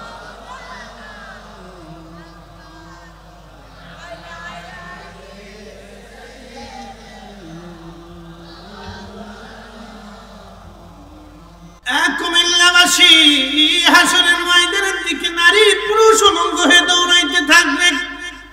আম্মা জান আয়েশা সিদ্দিকা রাদিয়াল্লাহু আনহা একটু লজ্জা পেয়ে গেলেন, ডাক দিয়ে বলেন, হুজুর মহিলারাও কি উলঙ্গ থাকবে? বলে, হ্যাঁ রে আয়েশা, মহিলারাও থাকবে, এটা কি করে হবে? আল্লাহর নবী ডাক দিলেন, আয়েশা, কিয়ামতের ময়দানে এতই বিভীষিকাময়, এতই ভয়ঙ্কর হবে যে একজন পুরুষ নারীর দিকে তাকাবে, নারী পুরুষের দিকে তাকানোর মতো সময় হবে না। অথচ দুনিয়ার লক্ষ লক্ষ বছর হাসরের ময়দানে পার হয়ে যাবে, কেউ কারো দিকে তাকানোর মতো সুযোগ হবে না, সময় পাবে না, সময় হবে না। জিন্দেগি তো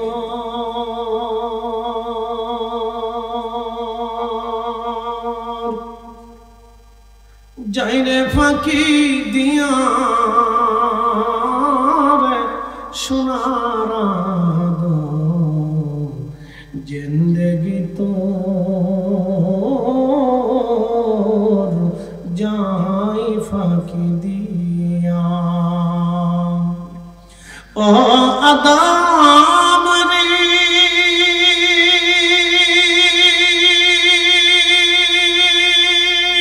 পাক ধরিয়া গেছে দাড়ি, দন্ত আছে গোটা চারি,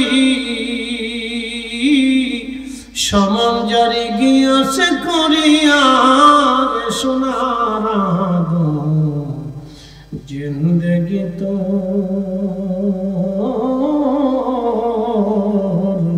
যাই ফাঁকি দিয়া।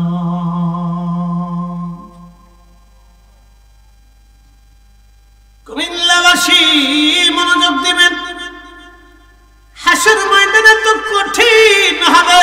নবীজি বলেন, উম্মতে কিয়ামতের ময়দানে তিনটে জায়গা মা সন্তান ভুলে যাবে, সন্তান মাকে ভুলে যাবে, বাবা সন্তান ভুলে যাবে, বাবা সন্তান ভুলে যাবে, সন্তান বাবাকে ভুলে যাবে, ভাই ভাইকে ভুলে যাবে, বোন ভাইকে ভুলে যাবে। সেই কঠিন দিনে নবীজি বললেন, মিজানের পাল্লাতে যখন ওজন শুরু হয়ে যাবে, কার গুনার পাল্লা ভারী, কার নেকের পাল্লা ভারী হবে। সেই কঠিন দিনে হাসরের মাঠে সন্তান বাবা মাকে ভুলবে, বাবা মা সন্তান ভুলে যাবে, কেউ কারো কথা মনে রাখবে না গো, পরিচয় দিতে চাবে না। সেই দিন সবাই পেরেশান। আজকে হাই আফসোস, আমার নেকের পাল্লা ভারী না গুনার পাল্লা ভারী হবে, সেই চিন্তায় সবাই পেরেশান হয়ে যাবে। নবীজি বললেন, উম্মত সেই কঠিন সময়ে সন্তান মাকে ভুলবে, মা সন্তান ভুলে যাবে। দ্বিতীয় নম্বর, আমলনামা ডান হাতে বাম হাতে দেওয়ার সময় সবাই চিন্তিত থাকবে, আমার ডান হাতে আমলনামা যাবে নাকি বাম হাতে আমলনামা যাবে। সবাই চিন্তায় পেরেশান হয়ে যাবে। আল্লাহ নবী বলেন, উম্মত রে, 3 নাম্বার ফুলসিরাতের ঘাটে মা সন্তান ভুলে যাবে, সন্তান মাকে ভুলে যাবে, কেউ কারো কথাই মনে রাখবে না। সেই দিন সবার নিজের চিন্তায় বড় পেরেশান হবে।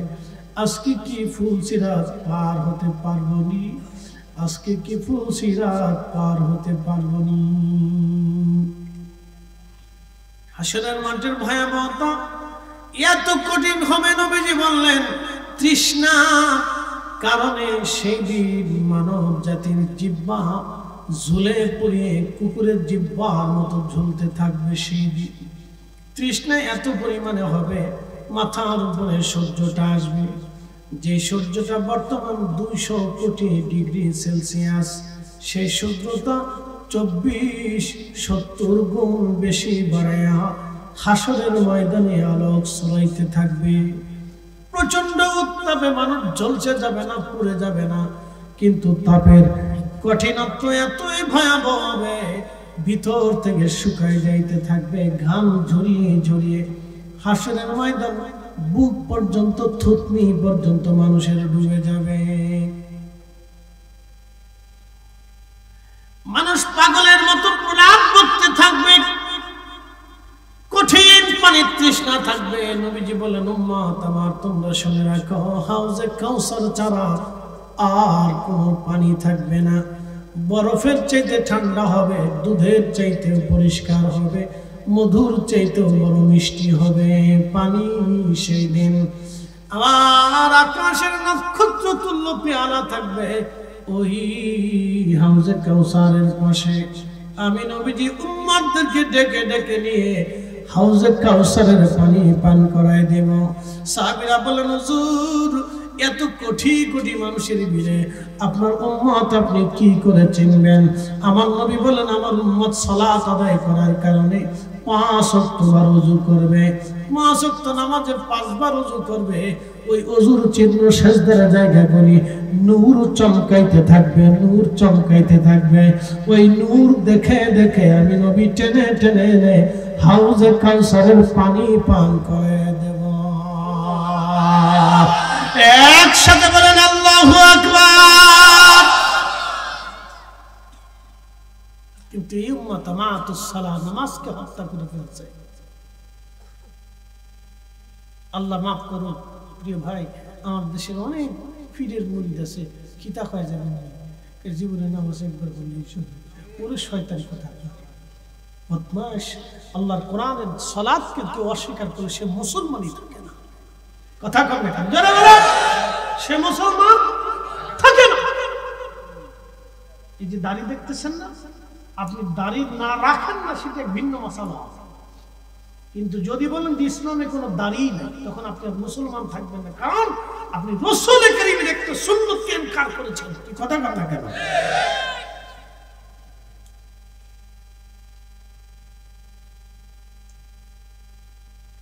কোন পীরের মুরিদ এটা কোন হক্কানি পীরের মুরিদ কথা বলে না। অন্ড গন্ড ছন্দ আজারে গাজারে ফাঁসিকি শয়তান কোথাকা, গোসল নাই, নামাজ নাই, রোজা নাই, 7 দিন 15 দিন 1 মাস পর্যন্ত গোসল করে না, কোনটা মোজ দাড়ি কিচ্ছু জানে না, শরীর থেকে পাড়ার গন্ধ আসে।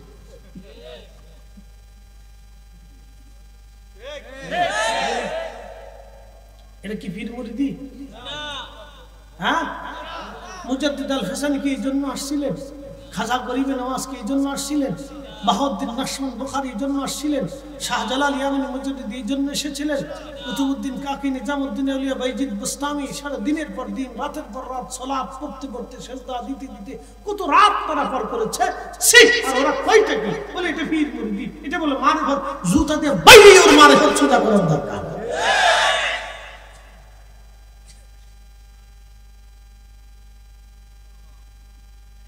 আমরা 4 ইমামের সিদ্ধান্তের বাইরে কোনো সিদ্ধান্ত নেব না। আল্লাহ আমাদের সঠিক বুঝদান করেন। প্রিয় ভাই আমার, কত মানুষ এইভাবে গোমরা হয়ে যাচ্ছে জানি না, কত মানুষ পথভ্রষ্ট হচ্ছে আমি তাও জানি না। আহা, উম্মতের কি করুণ হবে। রাসূল করিম বললেন আমার উম্মতরে সেই দিন আমি সালাতের চিহ্নগুলি দেখে, ওযুর চিহ্নগুলি দেখে নূর চমকাইতে থাকবে, আমি টেনে টেনে নিয়ে হাউজে কাউসারের পানি পান করব। উম্মত একবার যে হাউজে কাউসারের পানি পান করবে, বেহেশতে যাওয়ার আগ পর্যন্ত তার পানি তৃষ্ণা মনে থাকবে না। একসাথে বলুন আল্লাহু আকবার, আরো জোরে। আমি মাঝে মধ্যে চিন্তা করতাম যে আল্লাহ কিয়ামতের মাঠে এত ঠান্ডা পানি খাওয়াবে কেন? কারণ আমি নিজে ঠান্ডা পানি খাইতে পারি, বুঝছেন? আমি মাঝে মাঝে চিন্তা করতাম যে আল্লাহ ঠান্ডা পানি কেন খাওয়ায়, ঠান্ডার কথা কইল, এমনি পানি তো কইতে পারতো, কি কথা ঠিক আছে না? লগে ঠান্ডা মিলে লোক যে বরফের সাইতে ঠান্ডা হবে, তো বরফের সাইতে ঠান্ডা পানি দিয়ে কিতা করতাম, এ তো ঠান্ডা পানি লাগবে কেন? আমি এবছর হজে যাওয়ার পরে বুঝছি যে ঠান্ডা কেন লাগে। আরাফা থেকে যখন হাঁটা শুরু করছি, মাগরিবের নামাজ তো আর আরাফায় হয় না, মুজদালিফাতে হয়। তো মাগরিবের সূর্য ডোবার পরে আরাফা থেকে হাঁটা শুরু করছি। আমরা চিন্তা করছিলাম, আমরা 8-10 জন ছিলাম, যে আমরা হাইটে হজ করবো, আর কেউ কেউ গাড়িতে উঠছে, খুব মজা করে যাবে। আমরা চিন্তা করলাম যে না, হজে আসছি, আদম আলাইহিস সালাম তার গাড়িতে ওঠেনি, উনি হাইটেই গেছে, আল্লাহ রসুল তো ওইভাবেই গেছে, তো আমরাও হাইটে যাই। হাঁটা শুরু করছি আরাফা থেকে। বিশ্বাস করেন, রাত হোক তাতে কি হয়েছে, আরবের শুষ্ক বাবা বাতাস, একটার পর একটা পানি, তো নর্মাল পানি খাইলে হয় না, কলিজা ঠান্ডা হয় না, ঠান্ডা পানি খাইতে হয়। আরাফা থেকে হাঁটতে হাঁটতে হাঁটতে হাঁটতে মুজদালিফাতে আসলাম, রাত্রি যাপন করে ফজরের নামাজ পড়ে আমার রওনা করলাম। হেঁটে হেঁটে মিনা পার হয়ে যখন জমারাতে আইসি, তখন বুঝছি বাপরে বাপ, পানি কারে কয়। জমারাত থেকে তো আর হেরেমে আসবো, গাড়ি পাই না, মিনাতে আমি ঘুরবো না। আমরা চিন্তা করছি মিনায় যাইতাম না, আমরা যেন একবার হেরেমে যাই তাওয়াফ করবো, ফরজ তাওয়াফ সেরে ফেলবো। চিন্তা করলাম বাস এই নামাজি কোন ঠিক আছে, আগে ফরজ তাওয়াফ করবো। তো হেঁটে হেঁটে হেরেমে আসছি, হেরেমে আইসে তাওয়াফ করছি, সাই করছি। বুঝতে পারছেন যে কি দূর, ওরে বাপরে বাপ, পানি করে কয়, ঠান্ডা পানি একটার পর একটা মারতেছি, একটার পর একটা মারতেছি, এই দিক দিয়ে খাই আর এই দিক দিয়ে ঘামে সব বেরিয়ে যায়। পরে তাওয়াফ শেষ করার পরে এসে হালাল হয়েছি। তখন বুঝছি আল্লাহ কেন হাসরের ময়দানে ঠান্ডা পানির কথা বলছে। তখন বুঝলাম যে পানির তৃষ্ণা এত ভয়াবহ হবে যে ওই ঠান্ডা না হলে কলিজা ঠান্ডা হইতো না। একসাথে বলবেন আল্লাহু আকবার। আমি আরাফাতে যাওয়ার পরে এই হাদিসের ব্যাখ্যা দিচ্ছেন যে সর্বনাশ, আল্লাহ ঠিকই কইছে ঠান্ডা খাওয়ার মতন লাগে, তো বরফের চাইতে ঠান্ডা। এখন বলেন বেনামাজি কি অবস্থা হবে, কোন আবার বেনামাজির অবস্থা কি হবে? যারা ওযু করে না তাদের অবস্থা কি হবে? আমার দেশের বহু নারী আছে 6 মাসে ওযু করে না। এই কথা বলেন না কেন? বহু মাইয়া আছে খালি মেকআপ করে না, ওযু করে না, তো ওযু করে না, ওযু করে না 6 মাসে, দেখেন 6 মাসে ওযু করে না, নামাজ তো পড়ে না, ওযু করে না। 6 মাসে ওযু করে না বেডি, খালি আলতা সোনা মাহে, পাউডার মাহে, আড়া মাহে, এটা দিয়ে সুন্দর বাচ্চা। ও পাগল বুঝে না যে এটা দিয়ে সুন্দর হয় না। সুন্দর হইতে হলে নারীকে সেজদায় আসতে হবে, পর্দায় আসতে হবে, নামাজে দাঁড়াইতে হবে, ওযু করতে হবে। কি কথা বল না? এই দেখেন তো আমরা হুজুর রাইতে হুজুরে কালা, বয়স কত? 60 বছর বোঝা যাবে। দাড়িটা যদি একটু সুন্দর করে কালা বানানো যায় তো মনে হয় যে জোয়ান বেড়া, আবার নতুন করে বিয়ে দেওয়া যাবে। বাড়ি যদি জানে তাহলে আমার কারণটা কি? কারণ তো সালাত, সালাত, ওযু, ওযু, ওযু, ওযু, ওযু, ওযু, সালাত, সালাত, সালাত, ওযু। 70 বছরের বৃদ্ধ নামাজের কারণে, সেজদার কারণে তার চেহারা চকচক চকচক করে। সালাত, ওযু, সালাত, ওযু, একসাথে বলবেন আল্লাহু আকবার। এই নারী সমাজ, মুহের ভিতর যত আড়া ডলো, তোমার তো এই আড়া ডলে বোঝা যায় বাউটা, বাউটা, হিরুজি, হিরুজি। কি কথা কর না কেন? ওরাও কয় ঠিক আছে, মুসল্লি সাহেবের কথা ঠিক আছে, এটাও কয় ঠিক আছে।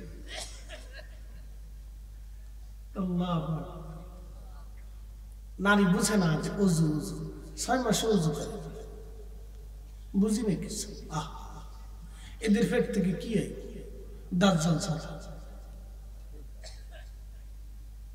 এদের পেট থেকে কি হয়? কিছু আশা করা যায়?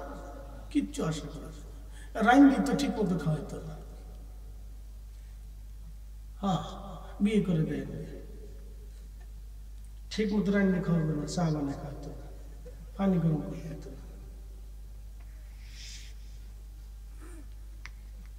প্যারা আছে, প্যারা। এগুলির থেকে দূরে থাকবে। নামাজি দেখে, পর্দা প্রসিদ্ধ দেখে, ভদ্র দেখে, নম্র দেখে, লাজক দেখে, লজ্জাবতী দেখে বিয়ে করে শান্তিতে থাকবে। নতুবা সুখ নাই রে, সুখ পরানের পাখি, 2-3টে বিয়ে করে কুমিল্লাতে থাকি, আমার সুখ নাই রে। এই গান গাইতে গাইতে জীবন পারে, সুখ পাইতেন না। কথা ক্লিয়ার বন্ধু, যা বলতেছি ক্লিয়ার। সালাত নামাজ হাসরের ময়দানে রাসূল করিম বলেন, আমার উম্মত সেদিন ডেকে ডেকে নিয়ে আমি হাউজে কাউসারের পানি পান করাই দেব। একসাথে বলে দেব আল্লাহু আল্লাহু আকবার ওয়ালিল্লাহিল হামদু বিসমিল্লাহির রাহমানির রাহিম।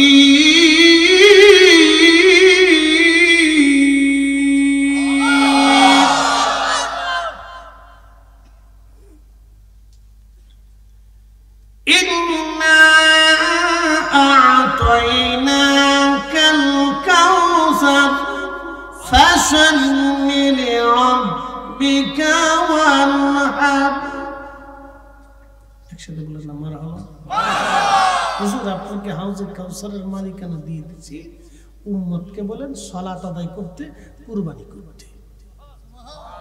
আরো জোরে বলেন কি করতে হবে? সালাত। জোরে বলেন কি করতে হবে? কি করতে হবে? কি করতে হবে? কি করতে হবে? কি করতে হবে? সালাত। মাঝে মধ্যে সারবেন, মাঝে মধ্যে পড়বেন, প্রত্যেক জুমায় একবার বললেই সারবেন। 5 ওয়াক্ত। যদি বলেন কত ওয়াক্ত? হাউজে কাউসারের পানি যদি পাইতে চান তাহলে 5 ওয়াক্ত। কয় ওয়াক্ত?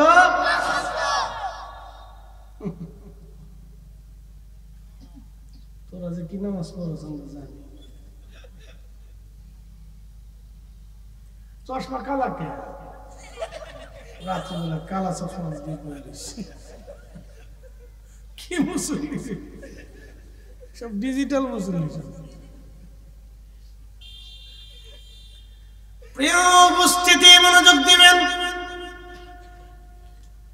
হাসরের শেষ পাঠ আপনাদের সামনে উপস্থাপন করে বিদায় নিব। বন্ধু মনোযোগ লাগান।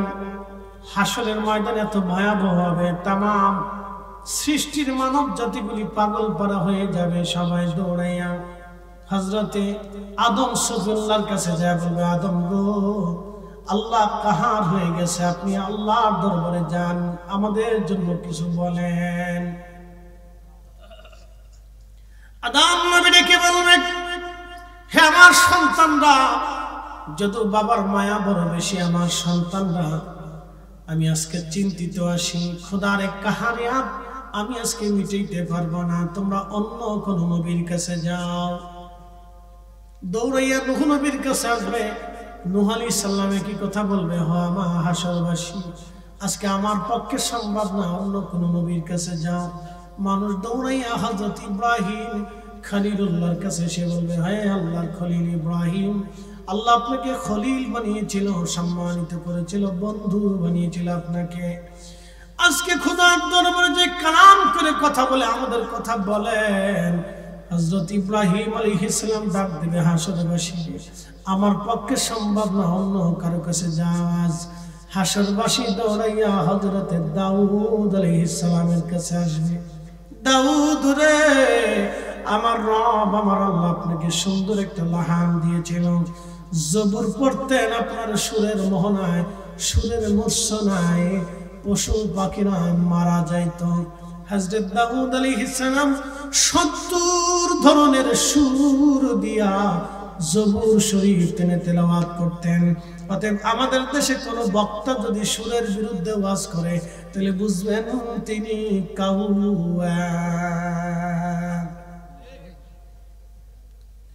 মন খারাপ করেন না, এই সুরের বিরুদ্ধে কথা বলে আমি মনে করি এটা কাউয়াব, এটা সুর নাই দেহে, এটা কাউ কাউ কাউ কাউ। এরকম কি সুর কি আমরা বানাইছি? কি কথা কর না কেন? এই যে কোরআন শরীফ সুর দিয়ে পড়ার পরে আপনাদের কাছে ভালো লাগতেছে না ভাই?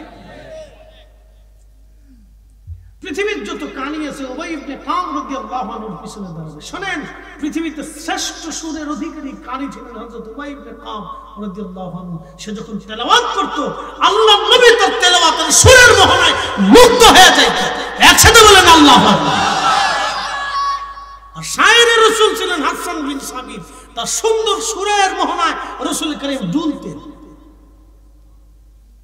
এটা সুরের বিরুদ্ধে ওয়াজ করে কাবা কোথাকার।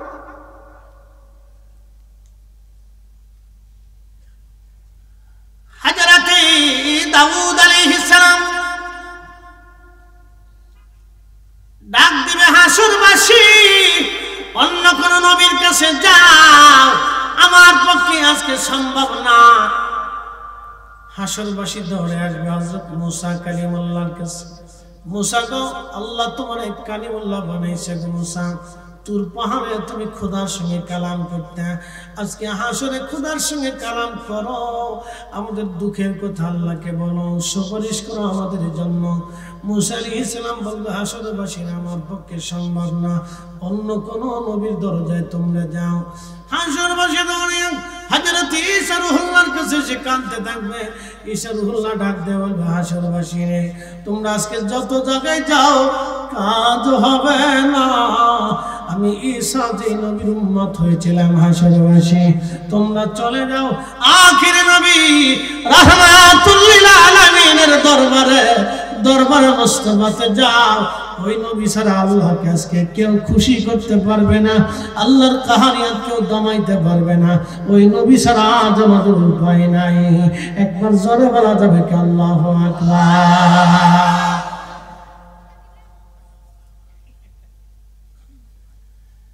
হাসরবাসী দৌড়াইয়া আমার নবীর সামনে দাঁড়ায় দাঁড়ায় চোখের পানি ফেলে ফেলে কাঁদতে থাকবে হাসরবাসী। আল্লাহর নবী ডাক দিবে হাসরবাসী রে, চিন্তা করিও না, আমি যাইতেছি। আল্লাহর নবী বলবেন, সহিহ বুখারীর হাদিস এবং পৃথিবীর বহু কিতাবের মধ্যে হাদিস আছে, কিতাবুশ শাফা, বাবুশ শাফা, এরকম বহু বাবু কিতাবের ভিতরে হাদিস আসছে, শত শত হাদিস গ্রন্থে হাদিস কেন আসছে। আল্লাহর নবী বলেন, আমার উম্মত তোমরা শোনো, আমি দৌড়াইয়া আল্লাহর কুদরতি কদমের সামনে সিজদায় পড়ে যাব। আমার আল্লাহ আমার কলবের ভিতরে এমন প্রশংসামূলক বাক্যগুলি ঢেলে ঢেলে দেবেন, আমি আল্লাহর দরজার সামনে সিজদায় পড়িয়া আল্লাহর প্রশংসা গাইতে থাকবো, গুণকীর্তন করতে থাকবো। আল্লাহ ডাক দেবে, বন্ধু মাথা উঠান, আর কাঁদবেন না, আপনি মাথা উঠান, কাঁদেন কেন? আমি নব তখন বলবো, ইয়া রব হাবলি উম্মতি, আল্লাহ আমার উম্মত গুনাহ করে ফেলছে, আল্লাহ আমার উম্মত গুনাহগার, আমার উম্মত পাপী, আমার উম্মত অপরাধী, আল্লাহ আমার উম্মত। আল্লাহ ডাক দেবে, বন্ধু মাথা উঠান, আপনি কাঁদবেন না, কাঁদার জন্য হাসর কায়েম করে নাই। আমি আল্লাহ ওয়াদা করছিলাম, ফালা সাউফা ইউতিকা রাব্বুকা ফাতারদা, আমি বলছিলাম অচিরে আপনাকে খুশি করব, রাজি করব, আপনি মাথা উঠান। আমি বলেছি আসা আইয়াবা আসাকা রাব্বুকা মাকামাম মাহমুদা, আপনাকে মাকামে মাহমুদ ওয়ালা বানাবো, বন্ধু মাথা উঠান। আমি তখন বলবো, ইয়া রব হাবলি উম্মতি, আল্লাহ ডাক দেবে, বন্ধু মাথা উঠান, আজকে আপনার হাতে থাকবে হামদের পতাকা, আপনার হাতে থাকবে শাফাতের পতাকা, আপনি আগে উম্মত নিয়ে জান্নাতে যাবেন, ফুলসিরাত পার হবেন, জান্নাতে যাবেন, সবার আগে আপনি জান্নাতের তালা খুলবেন, আপনার আগে কেউ জান্নাতে আজকে ঢুকতে পারবে না, যেতে পারবে না। আপনি নবী যা চাবেন আমি আল্লাহ আজকে তাই দিয়ে দেব। আমি ৭০,০০০ এবং তাদের প্রত্যেকের সঙ্গে করে আরো ৭০,০০০ করে আমি আমার উম্মতের বিরাট বহর নিয়ে আমি নবী সবার আগে ফুলসিরাত পার হয়ে জান্নাতের দরজা খুলে আমি আমার উম্মতদেরকে জান্নাতে ঢুকাবো। একসাথে বলেন আল্লাহু আকবার। আর জোরে বলেন। কাজী নজরুল কত চমৎকার লিখেছেন, শ্রেষ্ঠ নবী দিলাম তরিয়ে নিতে রোজা হাসরে পথ না ভুলি, তাই তো দিলে পাক কোরআনের বাণী, খোদা তোমার মেহেরবানি।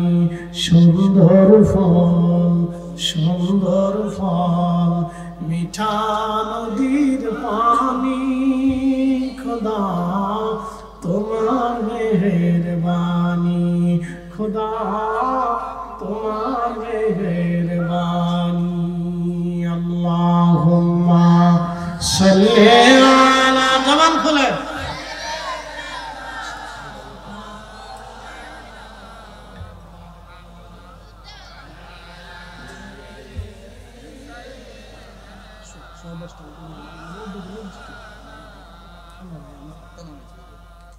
বন্ধু আমার হাসরের ময়দানে আল্লাহর নবী হামদের পতাকা নিয়ে শাফাতের পতাকা নিয়ে নবীজি দাঁড়াবেন আল্লাহর নবী সাহাবীরা বলেন ইয়া রাসূলুল্লাহ আপনি উম্মত কিভাবে চিনবেন বলে আমার উম্মত ওযু করবে নামাজ পড়বে ওই নামাজের চিহ্ন ওযুর চিহ্নের মধ্যে নূর আর উম্মত দেখে দেখে চিনতে পারবো টেনে টেনে আমি আমার উম্মতকে শাফাতের পতাকার নিচে নিয়ে চলে আসব একসাথে বলেন না মারহাবা একসাথে বলেন সালাত আরো জোরে নামাজ ছাড়া উপায় নাই নামাজ ছাড়া উপায় নাই নামাজ ছাড়া উপায় নাই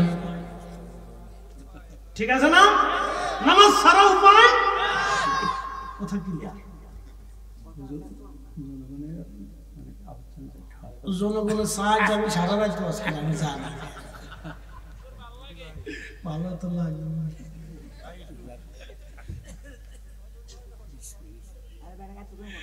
জনগণের যাবে সারা রাত হুজুর ওয়াজ করেন ওয়াজ করতে করতে আপনি মরে যান অসুবিধা নাই খবর দেব সকালবেলা